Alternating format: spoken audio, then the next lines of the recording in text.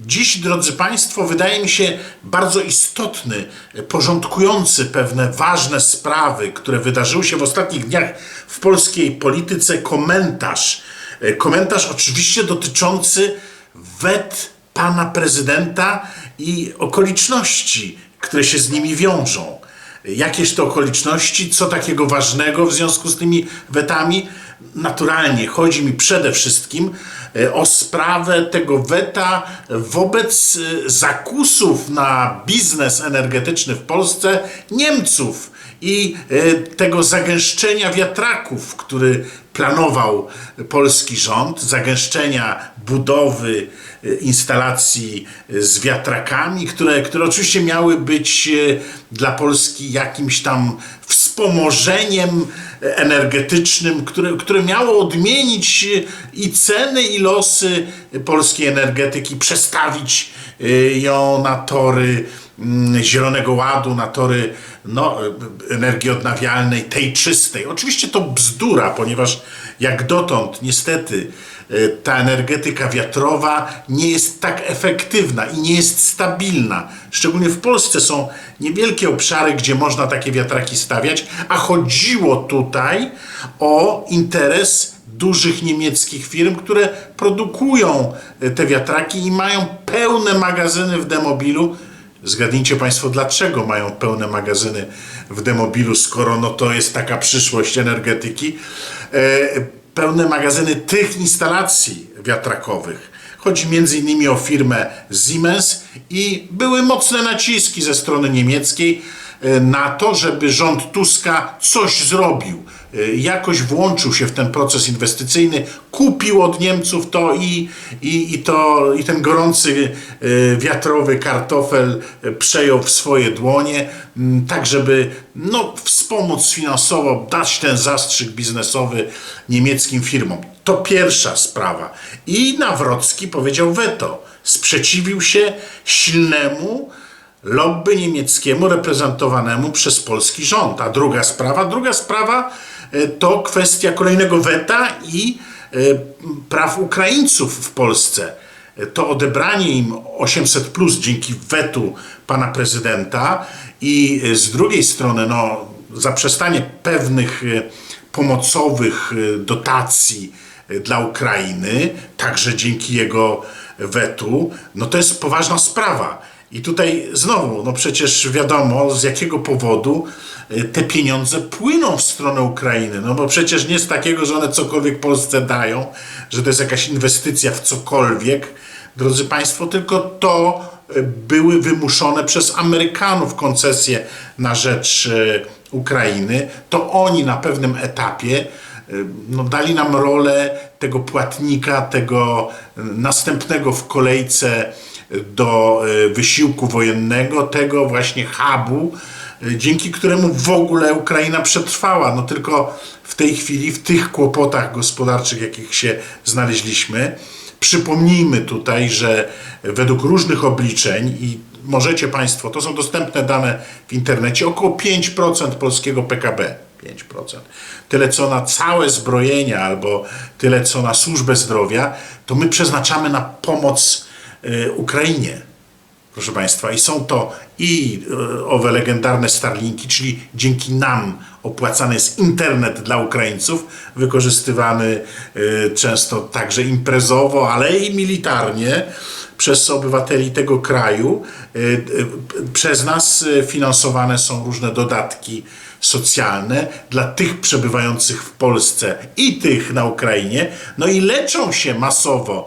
Ja, drodzy Państwo, jestem świadkiem, widzę codziennie chodząc do pracy, bo akurat mam po drodze szpital w Poznaniu i widzę te kolejki, gdzie głównie stoją do lekarza specjalisty w kolejce Ukraińcy. Oni tu przyjeżdżają na urlopy, na swoistą turystykę zdrowotną, tak jakby ten kraj nie miał swoich wolnych przestrzeni bez wojny. Przypomnijmy, że tylko na 15% terytorium Ukrainy toczą się działania wojenne lub jakiś ich rezonans.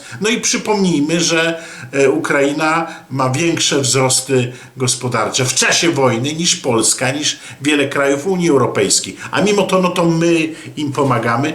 to oczywiście znowu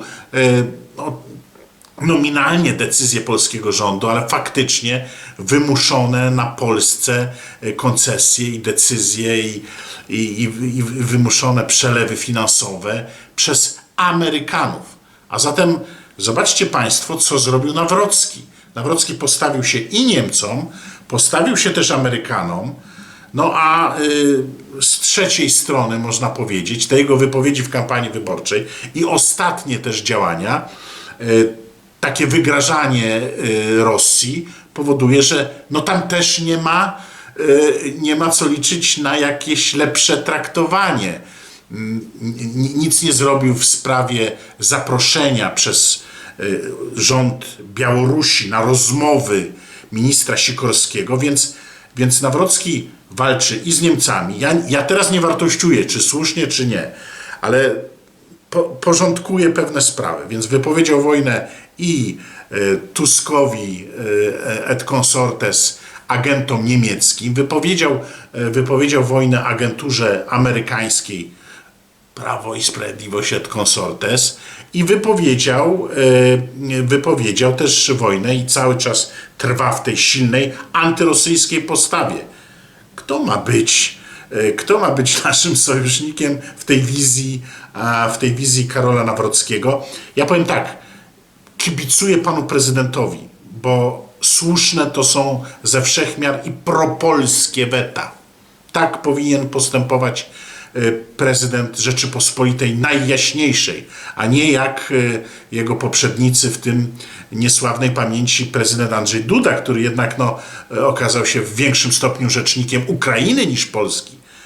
No to piękne to są rzeczy, tylko ja znowu racjonalnie pytam, co za tym stoi, jaka stoi za tym kalkulacja polityczna i tego nie wiemy. Czego się obawiam? Wydaje mi się, że te propolskie, piękne i bardzo mocno przeze mnie wspierane działania pana prezydenta mogą niestety spotkać się z wetem z kolei jego środowiska. Bo kto głosował za ustawą rządu Tuska, ale wspierającą Ukraińców i podtrzymującą te wszystkie socjały dla nich i tą całą morderczą dla polskiej gospodarki pomoc dla Ukrainy, tej niewdzięcznej, tej, która dziś nas zżera i ukrainizuje. Kto to wszystko poparł w Sejmie? Otóż większość Prawa i Sprawiedliwości. I pośrednio także Jakubiak i jego grupa, pan Sachajko też się do tego przyznał.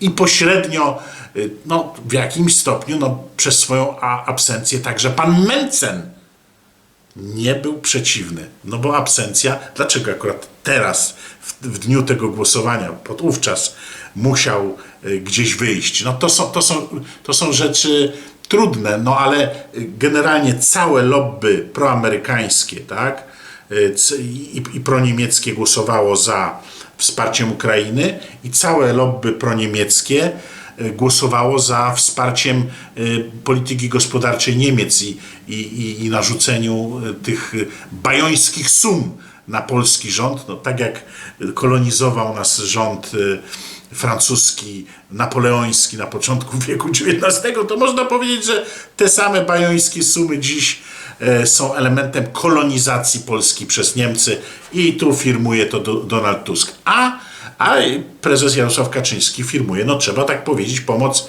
tą taką już przesadną, bezrozumną, taką, trzeba powiedzieć, frajerską, bo przecież ze strony Ukraińców spotykają nas same potwarze.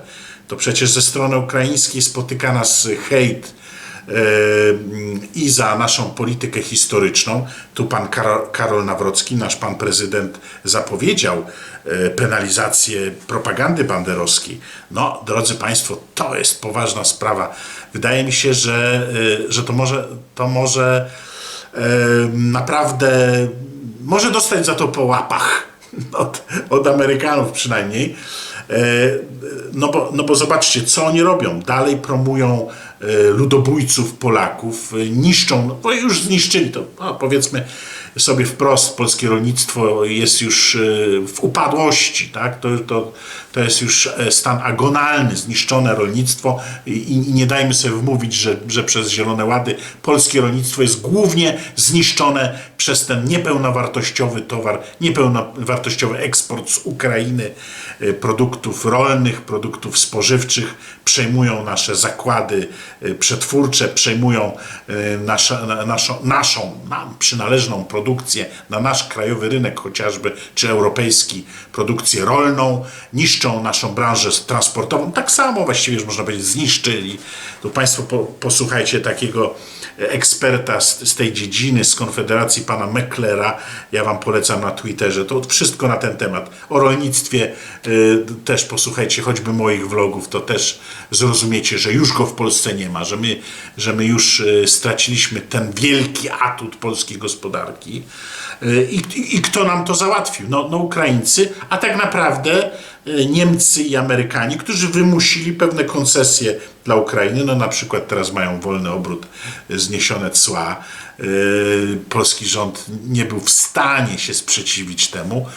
I te wszystkie fakty, które tu przedstawiam, te wszystkie mechanizmy składają się na jedno słowo i jeden ważny element. Polska nie jest krajem suwerennym. Nie jesteśmy państwem niepodległym, drodzy moi widzowie. I tu można sobie wymyślać różne teorie bieżące, z czego to wynika, że to weto jest takie, a nie inne, że takie są, a nie inne reakcje opozycji, ekipy rządowej. Ale to jest dla ludu opium, mówiąc językiem nieładnym, marksistowskim, który nieadekwatnie był użyty, no przynajmniej w tym wypadku przeze mnie. No ale dobrze, to jest taka pożywka dla ludu, takie igrzysko, bo przecież te wszystkie decyzje gdzieś indziej zapadają. I ten dialog między opozycją, między rządem a panem prezydentem, to on jest pozorny. To są pozorne argumenty, pozorne, wyciągane jak króliki z kapelusza fakty, nie fakty, bo te decyzje, te mechanizmy są dekretowane gdzieś indziej. O co mi chodzi? No co z tego, że jakiś tam ekspert, który nie ma zielonego pojęcia o Bożym świecie i tylko z nazwy jest ekspertem gospodarczym, powie, że tam dzięki pracy Ukraińców my mamy jakieś tam korzyści. No, przy tych kosztach to naprawdę trudno ich doszukać się, no ale co z tego, że tak powie i że to było powodem takiego, a nie innego przedstawienia ustawy przez rząd. Jak prawdziwym powodem postawienia tak, a inaczej tej ustawy i przedłużenia socjału dla Ukraińców były decyzje spoza Polski. I mówmy jak jest. I podstawowym pytaniem jest teraz, czy pan prezydent Nawrocki będzie prowadził rzeczywiście politykę propolską, będzie prowadził politykę zantagonizowaną wobec Niemiec i wobec Ameryki, no i jeszcze wobec Rosji. Gdzie tu sojusznicy? Gdzie tu budowanie jakiejś siły? No to jest trudne. Czy ulegnie? Ja mam czarną wizję, że w związku z tym, że to najsilniejsze jego zaplecze, czyli Prawo i Sprawiedliwość, poparło ustawę proukraińską, to w sytuacji odrzucenia weta prezydenta znajdzie się taka większość, że ono zostanie odrzucone. Tego się najbardziej boję, bo widzę, jak mówię, tą postawę. Będzie 1000 tłumaczeń, 1000 argumentów, oczywiście bzdurnych, znowu romantycznych, a nie realistycznych, a prawda jest taka, że będą robili to, co im Amerykanie każą. I być może pan prezydent przekona ekipę Trumpa, żeby tutaj nam odpuścili, bo dużo daliśmy Ukraińcom, bo już dosyć, bo tak naprawdę oni się stają kolejnym naszym geopolitycznym rywalem, że tutaj musimy postawić tamę już dla tej szaleńczej, bezsensownej pomocy dla nich w sytuacji, jaka jest, tym bardziej. No, być może uda się panu prezydentowi przekonać ekipę Trumpa, ale jeśli nie, no to weto zostanie odrzucone, proszę Państwa, głosami lobby proamerykańskiego, w tym Prawa i Sprawiedliwości. Ja nie wartościuję, czy lobby proamerykańskie ma sens w Polsce, czy jest lepsze niż lobby proniemieckie reprezentowane przez Tuska, ale ono jest, tak wygląda dziś polska polityka, jak w XVIII wieku. Rządzą ambasady, a nie rządzą sejmiki. Drodzy Państwo, nie rządzi Sejm, tylko rządzą ambasady. Jurgeld, czyli ten Jahrgeld, czyli te co roku płacone pieniądze przez różne ambasady różnym posłom, ten symboliczny Jurgeld, czyli oddanie polityków zagranicznym interesom, on ciągle w Polsce jest niezwykle silny.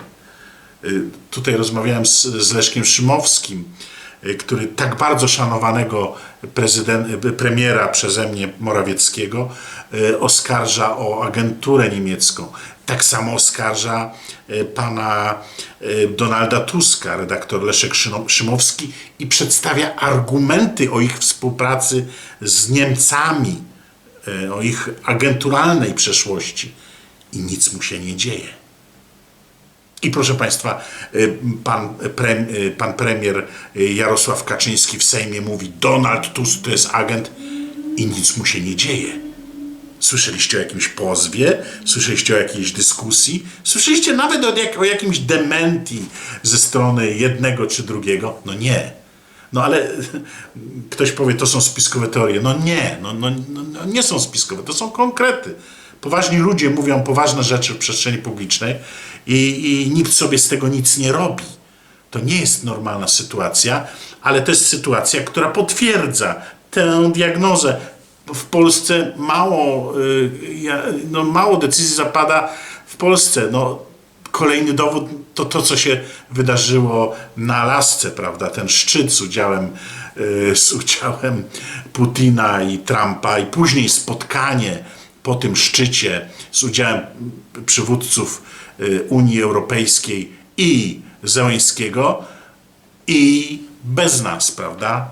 No to chyba odczytał każdy Polak, w którym miejscu my jesteśmy, w którym szeregu stoimy, jaką mamy decyzyjność jako państwo polskie. My mamy mniej więcej taką decyzyjność, słabszą nawet, trudno to porównać. Na pewno mamy słabszą decyzyjność niż PRL, niż Gomułka po 1956 roku. Na pewno mamy słabszą decyzyjność dziś w wielu sferach niż Królestwo Polskie, kongresowe po 1815 roku. My jesteśmy na jakimś poziomie już po pierwszym rozbiorze Polski, pierwszej Rzeczypospolitej. No to jest taka pseudosuwerenność. My o niczym nie decydujemy.